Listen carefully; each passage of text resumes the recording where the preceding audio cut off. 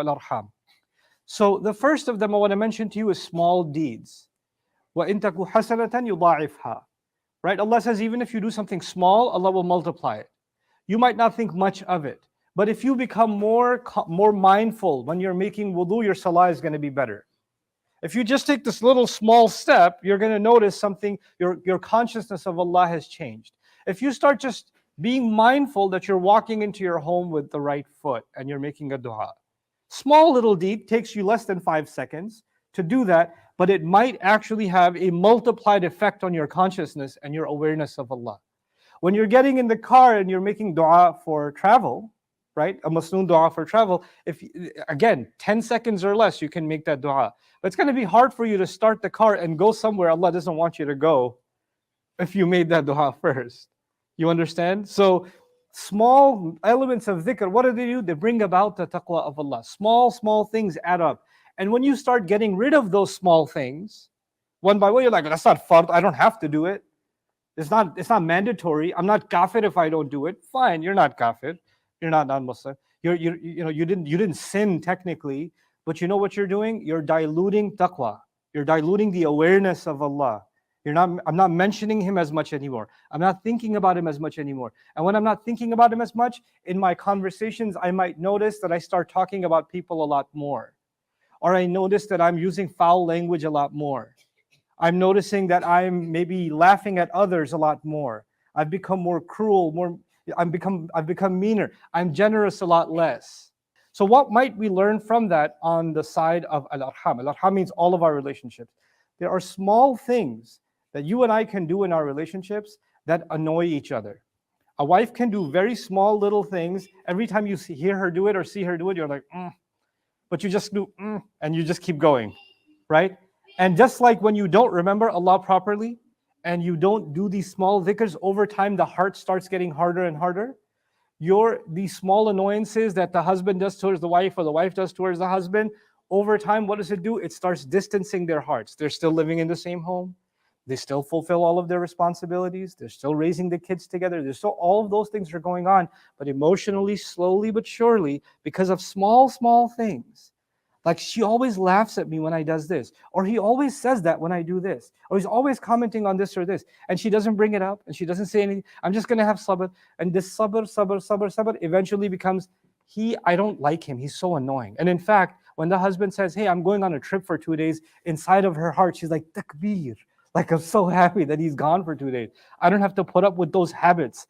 Like there's the absence of the loved one should cause distress, should cause sadness. But what's happened over time, because of these small acts of insensitivity, one to the other to the first, that they actually celebrate being far apart from each other. They're happier when they're not around. Or you're really happy when he's not home. You're like calling your friends, you're happy, you're smiling, and the moment he walks in, you're like, oh, alaikum salam. And your energy disappears because he's here, right? Or she does the same thing to you, or you do the same thing to her. And you could do this towards your children. Small things that pull siblings apart from each other. Small things that pull parents and children apart from each other. So it's the first thing that we learn about taqwa on the spiritual side. Our taqwa to Allah is small deeds. When you and I become mindful of them, they add up. And they start affecting bigger things. So that's the first. The second thing, let's take a little bit of a bigger step. The taqwa of Allah can also be, in our thoughts. Allah is directly connecting in the Quran mindfulness of Allah and spiritual awareness of Allah. He's directly connecting it with the way that we think. أَفَلَا تَعْقِلُونَ لَعَلَّكُمْ تَتَفَكَّرُونَ. Why don't you think? Why don't you ponder? Why don't you think deeply? Well, and Allah even says to us that there are things we can say that are offensive to Allah. كَبُرَ مَقْتًا عِنْدَ اللَّهِ أَن تَقُولُوا مَا لَا تَعْلَمُونَ. You can say things about Allah that you don't know of. So there's thoughts and there's speech. So I'll make a quick comment about thoughts and speech. You see, what happens is, when we turn to Allah with taqwa, we make dua to Allah for forgiveness. When we pray to Allah, we have to be aware of our own mistakes, right? I have to be aware of my flaws. I have to be aware of my sins. And I know there's no secrets between me and Allah. Allah knows how messed up I am. Allah knows all of my failures. Allah knows all of my flaws. I can't pretend in front of Allah and say, Ya Allah, I'm not that bad. Allah knows exactly how bad. and I know that Allah knows. So I have an unfiltered conversation with Allah, and I'm very real about myself. And I don't want Allah to judge me based on one mistake, or based on even 100 mistakes. Ya Allah, I know I've made 100 mistakes. Ya Allah, you know I made 1,000 mistakes. But you know that in my heart, I want to make a change. You know that in my heart, I'm going to try my best never to make those mistakes again. You have this, if you truly have taqwa, you have a confession to Allah, and you don't pass judgment on yourself. You're real about yourself, right? You're real about yourself. But if you gave up on yourself, think about that for a moment. If you gave up on yourself and said, you know what, I've made way too many mistakes, I messed up anyway. If you give up on yourself, then it's impossible for you to have a real conversation with Allah. In fact, you'll avoid it. What is the point of me talking to Allah now? What is the point of me praying to Him now? I'm already messed up. It's not like He's going to forgive me. So even the taqwa of Allah and what results from the taqwa of Allah, the dua to Allah, the prayer to Allah, all of that cannot happen if I'm not real about myself and vulnerable before Allah. Now let's bring that to our relationships. What happens in our relationships sometimes is if I made a mistake, that's because I was really mad. Or, you did this, that's why I made this mistake. Or it's understandable. It happened. I messed up. Fine, I messed up. It happened. But if your spouse makes a mistake, if your child makes a mistake, they always do that. That's how they always are. You're not looking at their mistake, you're looking at their heart behind the mistake, and you're saying, this person, the reason they spoke like this is because they're filled with hate, they're filled with arrogance, they're this way, they're this way, they're this way. I've already judged them, their intentions, not their action. I've already judged their intentions. When it comes to myself, I only want somebody to judge my action and never my intention. I messed up, but that wasn't my intention, and it makes it a lot more innocent. But when somebody else messes up in the relationship, the first thing we go after is their intention. This is who they really are. So that's another thing we have to become. When Allah says, وَاتَّقُوا الْأَرْحَامِ, what I'm trying to tell you is, if we're going to have taqwa of the relationships, then that means we have to be mindful of the things that can destroy the relationship, that can separate the hearts. And taqwa, by the way, is in the hearts, right? At-taqwa hahuna. Quran says, فَإِنَّ ذَلِكَ مِن تَقْوَى الْقُلُوبِ, that is from the taqwa of the hearts. So the taqwa also has to do with the way we feel towards someone, the way we feel towards Allah, and in this case, the way we feel towards family members, right? And those two things go hand in hand. A third one that's a little bit more sensitive is actually money matters. Money matters. In our religion, money is a big deal. Earning halal is a big deal. Giving zakat is a fundamental pillar. Not consuming haram money is a big deal, right? Riba is a big problem. It's a serious thing. So, and stealing is a serious thing. Not giving the widow her share, or not giving the inheritance, these are big crimes. Allah has elaborated financial crimes in great detail. In fact, Allah has even talked about bribery and using your influence to gain advantage in business and things like that, or corrupting politicians. وَلَا تَأْكُلُوا أَمْوَالَكُمْ بَيْنَكُمْ بِالْبَاطِلِ وَتُدْلُوا بِهَا إِلَى الْحُكَّامِ لِتَأْكُلُوا فَرِيقًا مِنْ أَمْوَالِ النَّاسِ بِالْإِثْمِ. Right? وَأَنْتُمْ تَعْلَمُونَ. Don't give your money to buy influence so some people can consume the money at the expense of everyone else. Don't do those kinds of things. So financial corruption is actually a major component of taqwa. By the way, that ayah that I just mentioned about financial, consciousness and being mindful of not being corrupt with your money is mentioned right after the ayat of Ramadan. The month in which we develop taqwa. Right after you have taqwa, fix your money situation. Right? Don't be corrupt with your money. Well, we need to bring the money conversation into the family matters too. If we're going to have taqwa of al-arham, then it has to be that inheritance disputes are solved by Allah's book with taqwa. When you get married, you have to take financial responsibility for your spouse. وَبِمَا أَنفَقُوا مِنْ أَمْوَالِهِمْ. I cannot ask my wife to pay the bills. I can't tell my wife to go. If you couldn't support her financially, then you shouldn't be in the, taking the nikah contract on and then saying, well, you have to pay your own. Or you go to a restaurant, you're like, well, I only ate 2 pieces of chicken. That means I'm paying $18.37.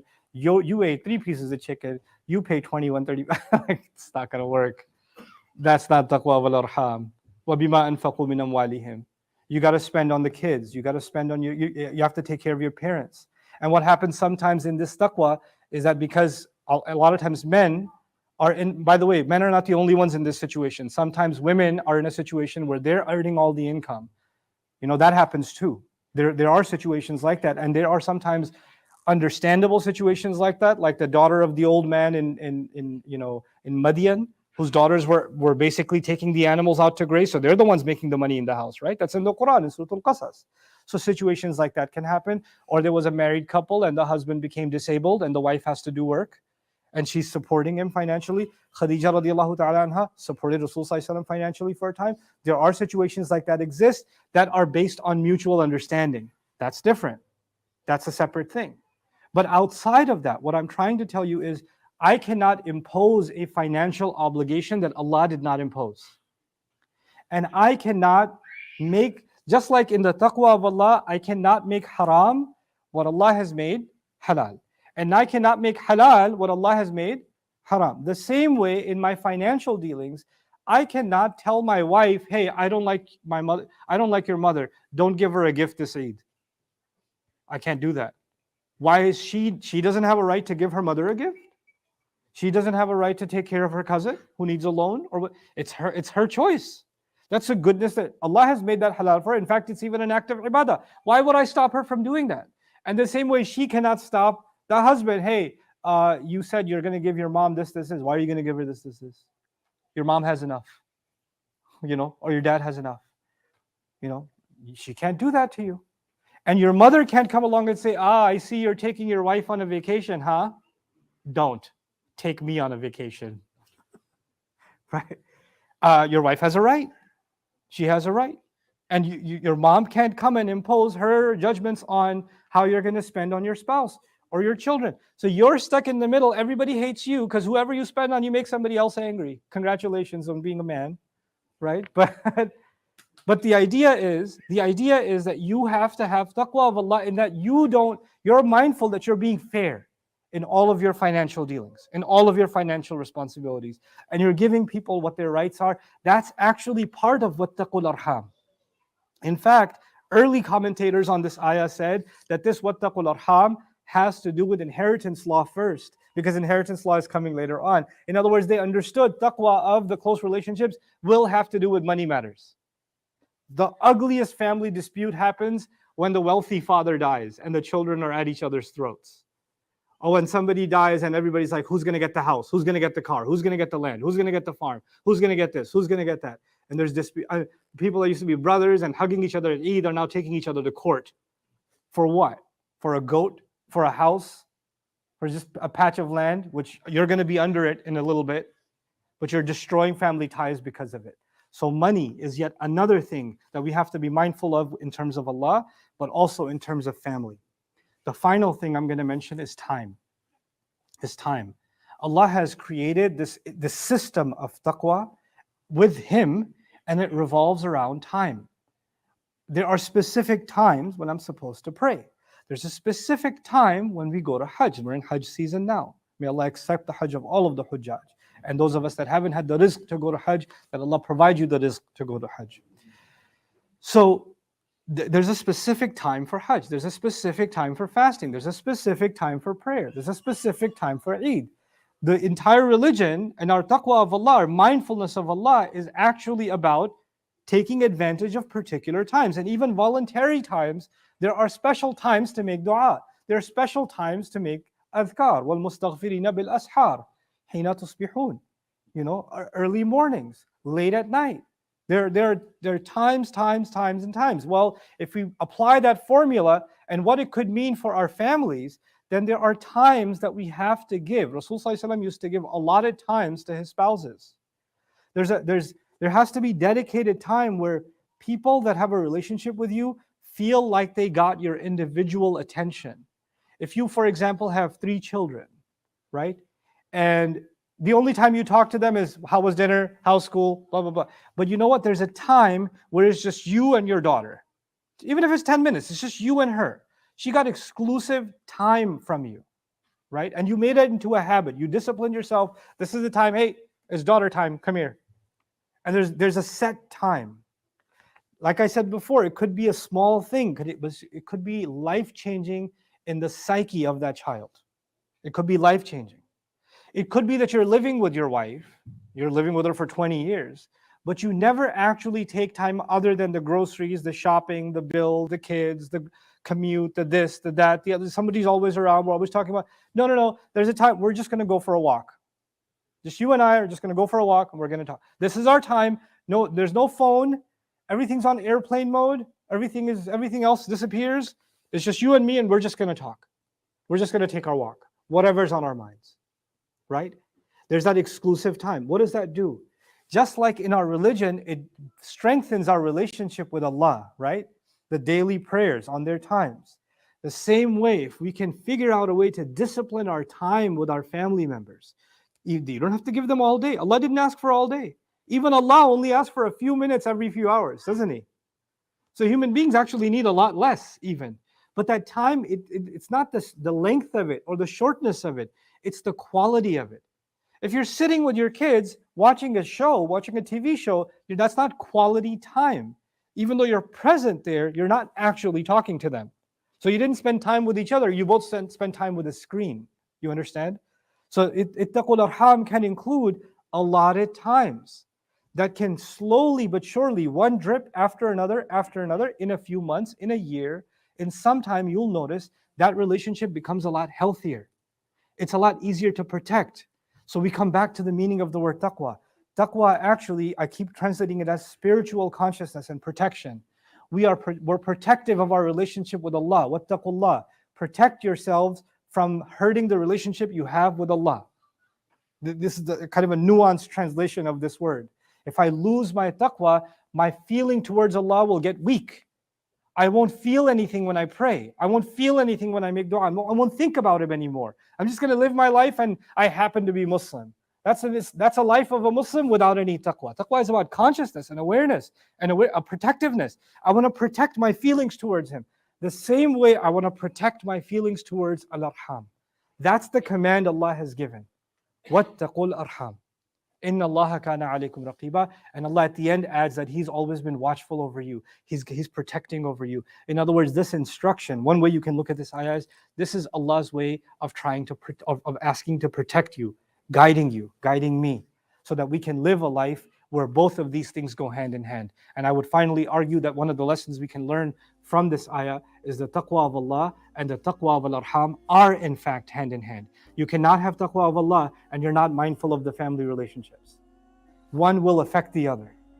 And if your relationships are going bad, your relationships with Allah will also suffer. I hope you